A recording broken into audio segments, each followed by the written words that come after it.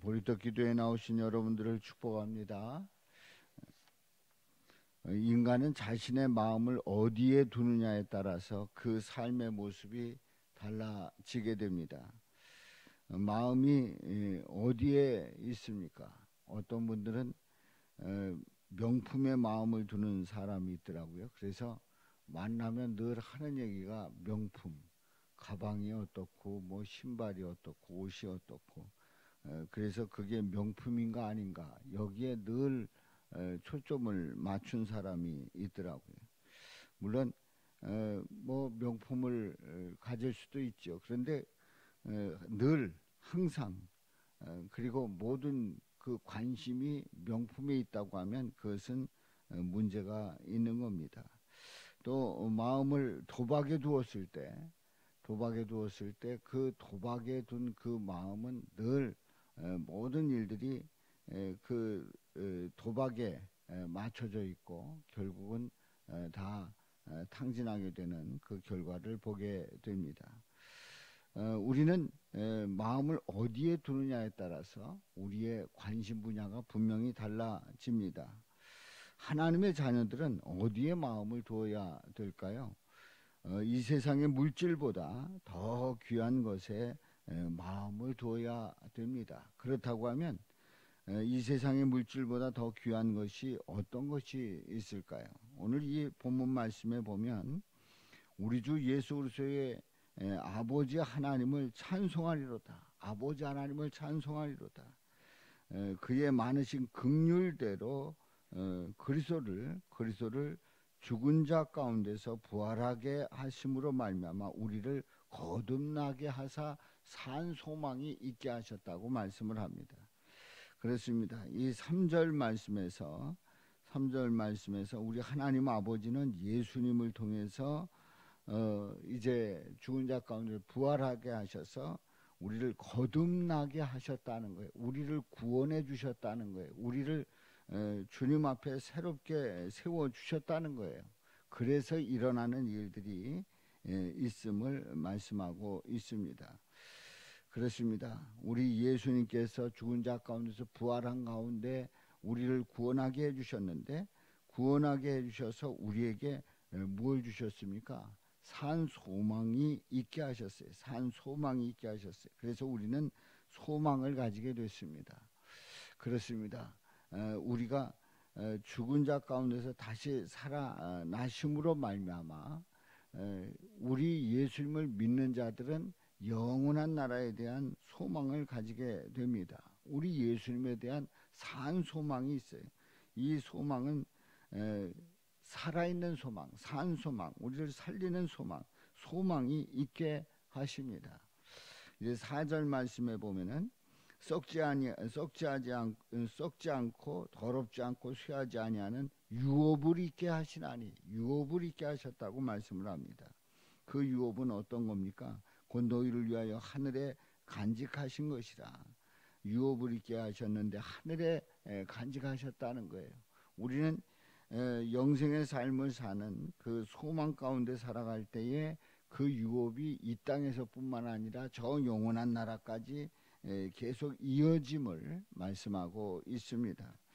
5절에 보면은 너희는 말세에 나타나기로 예비하신 구원을 얻기 위하여 믿음으로 말미암아 하나님의 능력으로 보호하심을 받았느니라. 보호하심을 받았느니라. 세 번째로 보호하심을 받았다는 거예요. 그 보호하심은 하나님의 능력 가운데 보호하심을 받은 겁니다. 그렇습니다. 우리는 구원받은 하나님의 자녀로서 하나님의 보호하심 가운데 살아갑니다. 우리 주님께서는 우리를 눈동자같이 살펴주시고 우리를 보호하시는 줄로 믿습니다.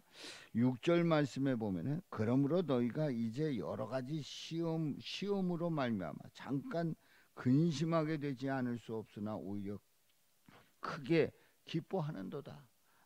오히려 크게 기뻐하는도다. 그렇습니다. 시험 때문에 좌절하고 낙심하게 되는 게 아니라 또 근심할 수밖에 없었으나 오히려 크게 기뻐한다고 말씀하고 있습니다. 그렇습니다. 우리 예수님께서 죽으셨다가 부활하신 가운데 우리에게 산 소망 주셨어요. 거듭나게 하셨어요. 그래서 이제 네 가지를 우리에게 주신 겁니다. 산 소망 있게 하시고, 유업을 있게 하시고, 또 보호하여 주시고, 또한 시험을 당하더라도 오히려 그 시험 속에서 크게 기뻐한다고 말씀을 합니다. 그렇습니다. 그래서 7절 말씀에 보면은 너희 믿음의 확실함은 믿음이 확실할 때에 불로 연단하여도 없어질 금보다 더 귀하여 예수 그리스도께서 나타나실 때에 칭찬과 영광과 존귀를 얻게 할 것이니라 말씀을 합니다. 그렇습니다. 베드로 사도가 이제 성도들에게 편지를 보내면서 우리가 믿음이 확실하다고 하면 불로 연단하여도 없어질 금보다 더 귀해서 그 믿음이 더 귀하기 때문에 우리 예수님께서 나타나실 때에 칭찬과 영광과 존귀를 얻게 하신다고 말씀을 합니다. 사랑하는 성도 여러분, 우리 주님 오실 때에 우리 예수님 앞에 설 때에 칭찬과 영광과 존귀를 얻게 되는 놀라운 은혜를 입으시기를 주님의 이름으로 축원합니다. 이제 8절 말씀에 보면은 예수를 너희가 보지 못하였으나, 이제 베드로 사도가 성도들에게 편지를 보낼 때에 예수님을 직접 만나보지는 못했단 말이죠. 이제 베드로는 예수님을 직접 만났고 예수님과 함께 3년 동안의 공생애를 지내고 또 그 결단을 하고 예수님을 죽기까지 따르겠다고 결심을 했습니다. 이런 예수님을 분명히 보고 믿음 생활을 시작한 이 베드로가 이제 예수님을 보지 못한 성도들에게 예수를 너희가 보지 못하였으나 사랑하는도다. 예수님을 눈으로 보지 못했는데 함께 생활하지 않았는데도 불구하고 사랑한다는 거예요. 이제도 보지 못하나 이제 앞으로 지금도 이제 보지 못하고 믿고 말할 수 없는 영광스러운 즐거움으로 기뻐하니, 내가 봐야지만, 예수를 봐야지만 믿는다는 게 아닙니다. 사도 베드로처럼 나도 예수님을 봐야 예수님을 믿겠습니다, 그게 아닙니다. 믿지 않았어도 보지 않았어도 믿었고 그리고 사랑하는 거예요. 그래서 이제도 지금도 보지 못하지만 믿고 말할 수 없는 영광스러운 즐거움으로 기뻐하니, 누구 때문에 기뻐하는 거예요? 예수님 때문에 기뻐하는 거예요. 예수님 때문에 기뻐하는 겁니다. 그렇습니다. 그래서 9절에 말씀을 합니다. 우리 다 같이 읽어봅니다. 믿음의 결국 곧 영혼의 구원을 받음이라. 믿음은 결국 어떻게 된다는 거예요? 영혼의 구원을 받음이라.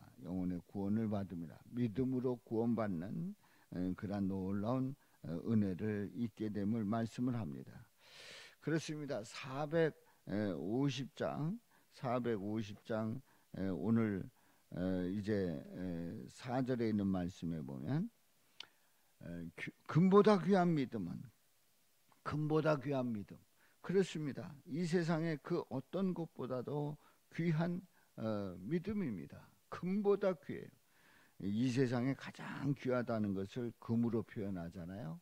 그런데 그 어떤 이 세상에 귀한 것보다 더 귀한 그 믿음, 바로 그 믿음은 누굴 말할까요?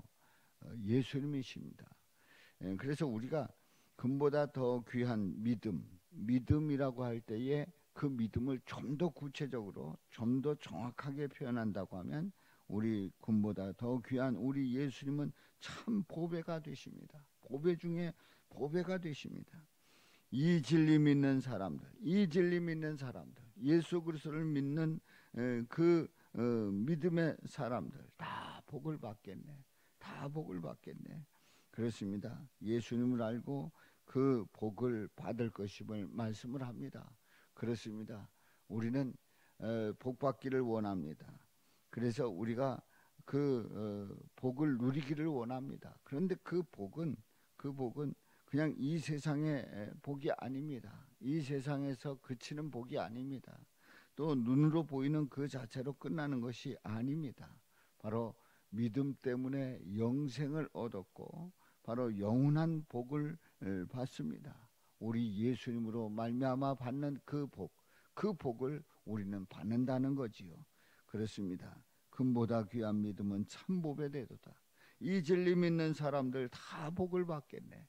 이런 복이 저와 여러분들에게 넘치시기를 주님의 이름으로 축원합니다. 우리 1장 7절